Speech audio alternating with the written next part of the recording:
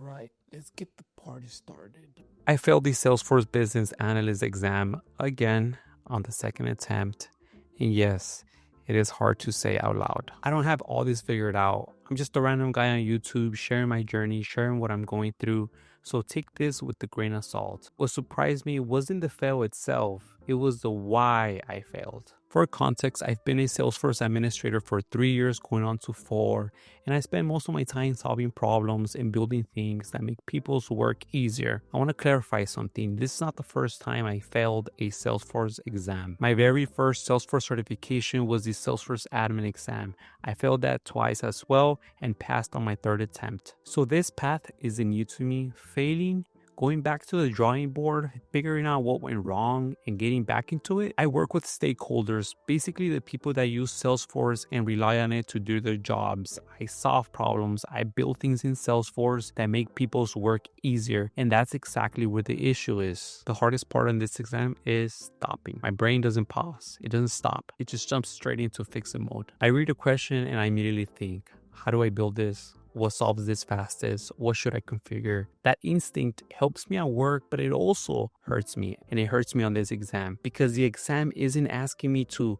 solve anything. It's asking me to think like a business analyst. And to think like an analyst means something very different. It means stopping, breaking down the question, identifying what phase we're actually in, and deciding what the question is really asking for. Most of the time, the exam isn't asking for the how, it's asking for the why. And I keep answering the how. I'm good. Are you good? When I look at my score breakdown, the pattern makes sense. I do well on the people side, communication, collaboration. Where I struggle the most is with business process mapping and requirements. Those areas punish you for jumping ahead.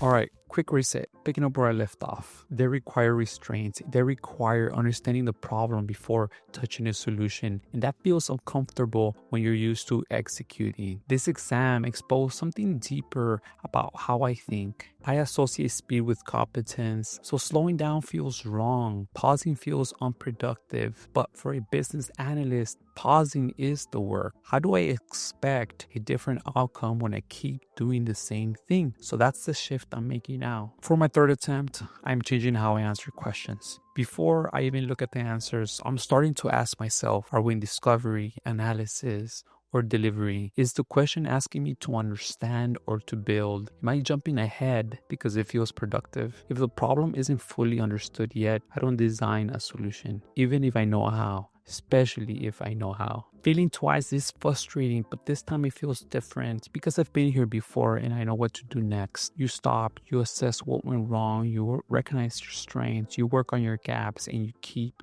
going. Thinking like an analyst is harder than it looks, especially when your instinct is to fix things. But that's the muscle I'm building now.